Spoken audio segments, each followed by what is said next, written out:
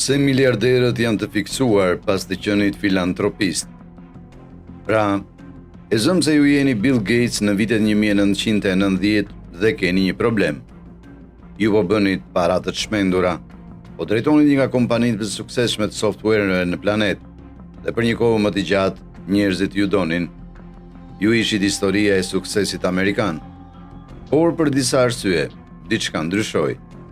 Të gjithë filluan të urejnë guximin tuaj, dhe kur them urejtje, dua të them urejtje. Fotografia juaj ka qenë në kopertinën e pothuajse çdo reviste të madhe lajmesh. Jeni shkruar në të gjitha gazetat dhe për vite e vite ishte Bill Gates, mrekullia e djalit, njeriu që Amerika pëlqen të admiroj, njeriu që të gjithë duan të jenë. Tani, i gjithë shtypje është Bill Gates, njeriu që të gjithë e urrejnë, të gjithë duan të bashkohen me ju. Çfarë ndodhi?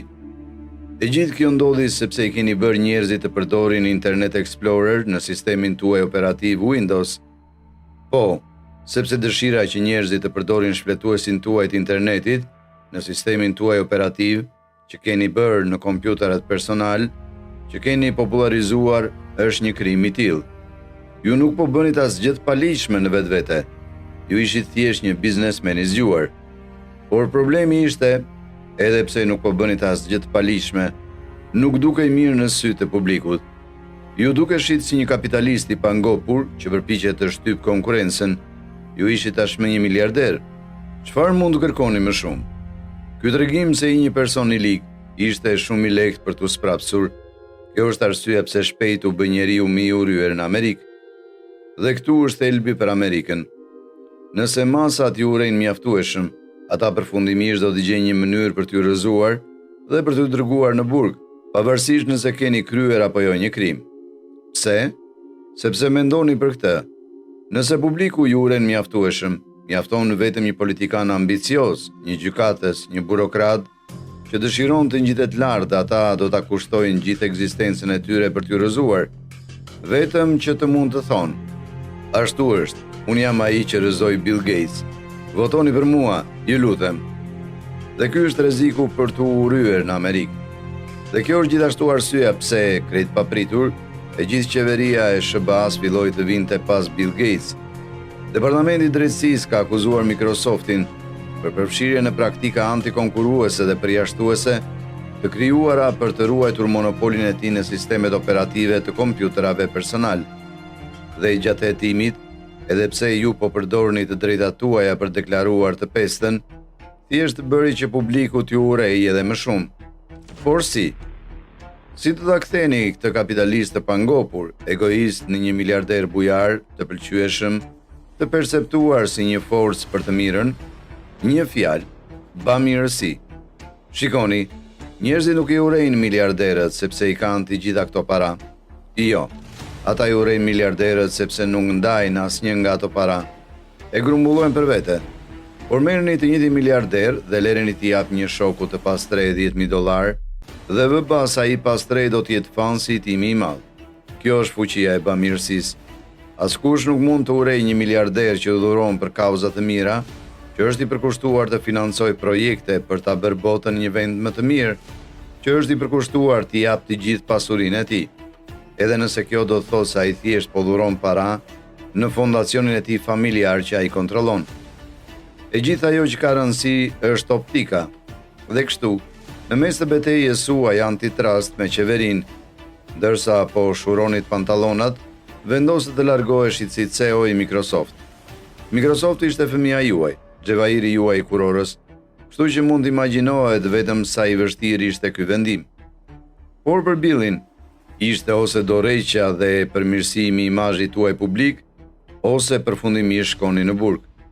Pra, ju zgjodhët të jepni dorëheqjen dhe keni dhënë publikut se po jepni dorëheqjen për të fokusuar më shumë në fondacionin Bill dhe Melinda Gates.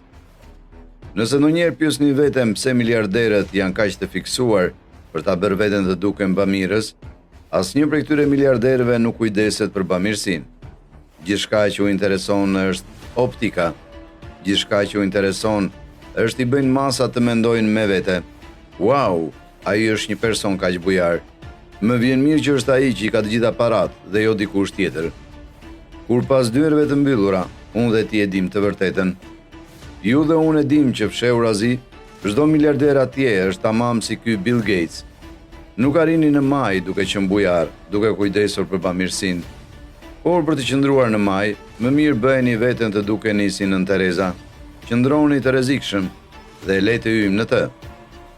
Tani, ne jemi të kënaqur që gjykata ra dakord me departamentin që Microsoft abuzoi me pushtetin e tij monopol, se shkeli ligjet antitrust dhe se dëmtoi konsumatorët.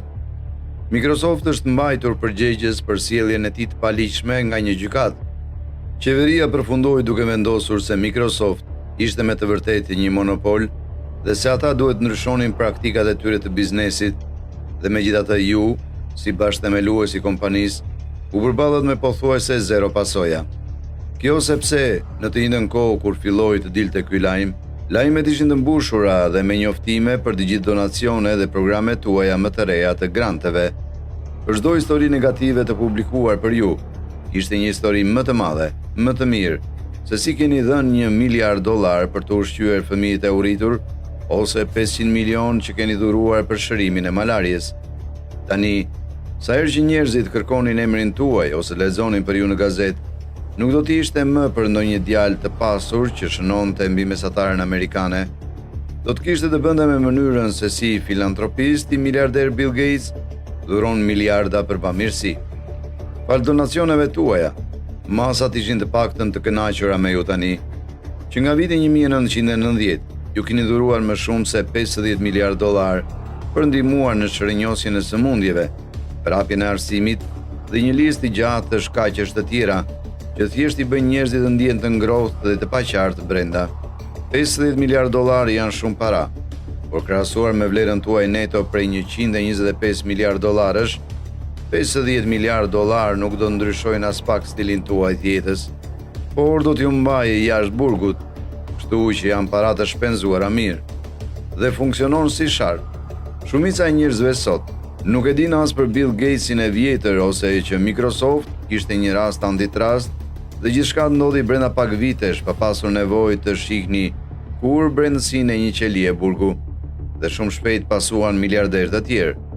Warren Buffett, Elon Musk, Jeff Bezos, të gjithë u hodhën në karrocën e bamirësisë. Ata të gjithë u bën miliarderë me bamirësinë atje. Dhe a nuk është interesante që miliarderët më publik janë edhe ata që janë më bamirësit?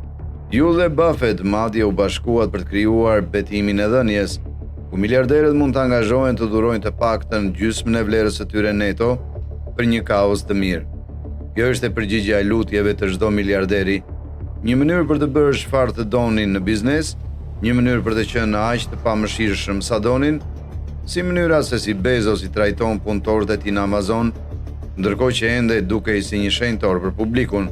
Por me kalimin e viteve, ndërsa dhuronit gjithnjë më shumë para për fondacionin tuaj, kuptove se donacionet e tua nuk po të blejnë vetëm një reputacion të mirë, po të jepte gjithashtu mundësinë e jetës. Së shpejti, pothuajse çdo miliarder në Amerikë ishte një lloj bamirësie ose fondacioni për të cilin po dhuronin shuma të mëdha parash. Mark Zuckerberg, Elon Musk dhe madje edhe Sam Bankman-Fried, të gjithë u përpoqen të përdorin bamirësi në një moment për të riparuar imazhin e tyre publik, por asnjëri prej tyre nuk arriti të arrijë të njëjtin sukses si ju. Pra, cili ishte sekreti juaj? Sekreti ishte se ju nuk i keni dhuruar parat tuaja vetëm për ndonjë bamirësi apo fondacion të vjetër që kishte nevojë për to.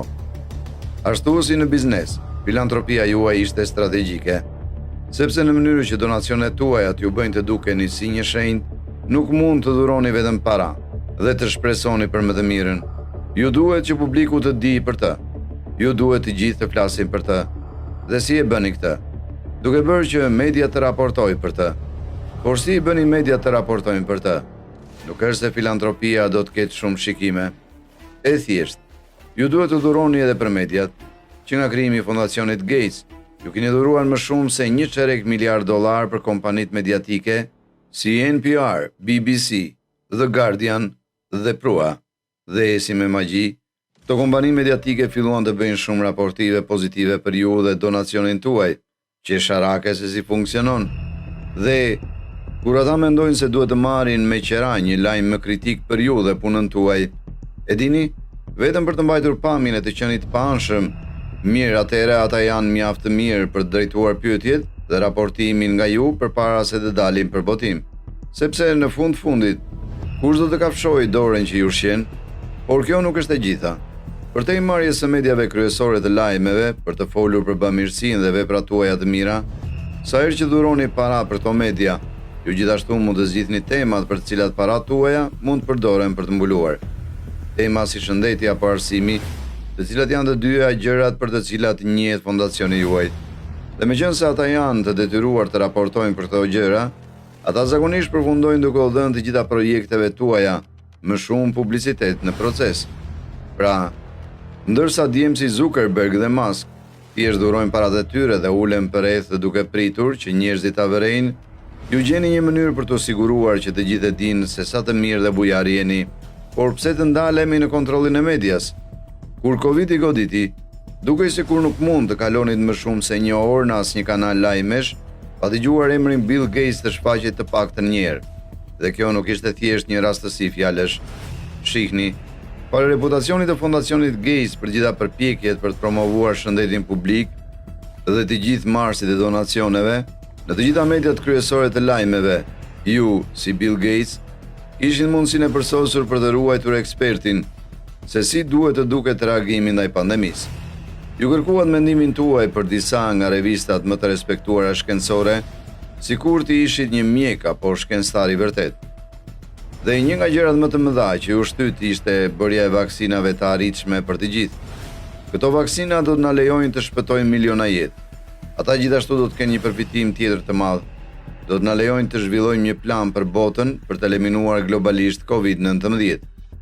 Problemi vetëm ishte, ndërkohë që ju ishit në televizion duke u thënë qeverive dhe bizneseve se ndarja e vaksinës ishte vetmja mënyrë për të na mbajtur të gjithëve të sigurt, dhe ndërsa fondacioni Gates po u tregonte të gjithëve se si po shpërndante vaksinat në vendet e varfra dhe të pazhvilluara që nuk mund t'i përballonin ato, fondacioni Gates po bllokonte në mënyrë aktive një lëvizje për heqjen e patentave për vaksinën Covid.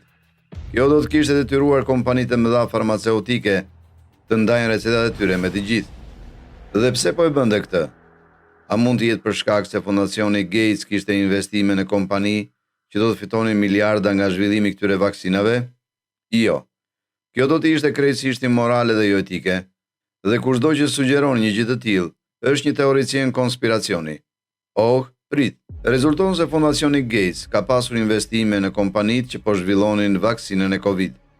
Dhe jo vetëm që keni gënjyer drejt për drejt se keni një interes financiar në këto kompani, madje keni marrë PolitiFact dhe USA Today që të përdorin platformat e tyre të kontrollit të fakteve për të mbrojtur. Dhe rastësisht, fondacioni Gates gjithashtu dhuron para për PolitiFact dhe USA Today çdo vit. Por jam i sigurt se kjo nuk ka të bëjë fare me ata që gënjejnë emrin tuaj ose përpiqen të mbulojnë faktin që formularët tatimor të publikuar në vetë faqen e internetit të fondacionit Gates tregojnë qartë se keni pasur para të investuara në këto kompani farmaceutike. Por në gjitha rastet, kur fondacioni Gates i ka përdorur këto para për detyruar vendet e botës së tretë të bëjnë ndryshime politikash që përfitojnë imazhin e tyre publik ose kompanitë në të cilat janë investuar, vetëm një rastësi tjetër, jam i sigurt. Pra, miliarderët aspirant, siç mund ta shihni, të kesh një fondacion bamirësie nuk është vetëm mirë për imazhin tënd, por mund ta përdorësh edhe për gjëra të tilla. Tani, përveç paraqitjes së mirë dhe të gjitha mashtrimeve që bën Bill Gates, ka përfitime tjera praktike për të pasur një fondacion bamirësie. Me një fondacion bamirësie, ju kërkohet ligjërisht të dhuroni vetëm 5% të parave tuaja çdo vit. Kjo do të thotë që ju mund të vendosni një pjesë të pasurisë tuaj në fondacionin tuaj privat dhe nuk do të taksohet. Atëherë mund të investoni paratë e fondacionit tuaj në gjëra të tilla si tregu i aksioneve dhe për sa kohë që jeni në gjendje të fitoni mbi 5% në vit, do të jeni të njëtrajtshëm ose madje do të rrisni pasurinë tuaj. Gjëja interesante për miliarderët që përdorin fondacione bamirësie është se ju e shihni këtë vetëm në Amerikë. E shihni pak në Evropë, por atje miliarderët dhe familjet me para të trashëguara janë shumë më të ulta në numër. Ata qëndrojnë larg vëmendjes, sepse kanë mësuar më mirë. Sigurisht që nuk shikni miliarderë që dhurojnë para në Rusi apo Kinë. Asnjë nga oligarkët në Rusi nuk kujdeset për dhurimin. Asnjë nga miliarderët në Kinë nuk ka fondacione që ushqejnë të uriturit ose strehojnë të pastrehet. Ata nuk ndjejnë nevojën për të fshehur pasurinë e tyre ose të pretendojnë të jenë diçka që nuk janë. Por vjen me pasoja. Sigurisht, kjo do thotë që ata mund të blejnë në megajahte dhe të tregojnë në supermakinat e tyre, ndërsa të gjithë të tjerët kanë vështirësi. Por a doni të dini se çfarë ndodh edhe me këta miliarderë rusë dhe kinezë në planin afatgjat? Një nga një, ose vriten, zhduken, ose futen në burg. Dhe nëse nuk do të ishin fondacionet dhe donacionet e tyre, miliarderët amerikanë ndoshta do të përballeshin me të njëjtin fat. Pra, cili është mësimi nga gjithë kjo? Është se fondacionet duhet të përdoren vetëm për bamirësi. Është se nëse doni të bëheni miliarder sot, mirë, më mirë të keni një plan në bamirësie për të fituar zemrat dhe mendjet e masës. Pra, qëndroni të kujdesshëm, abononi për më shumë dhe do të shihemi në të ardhmen.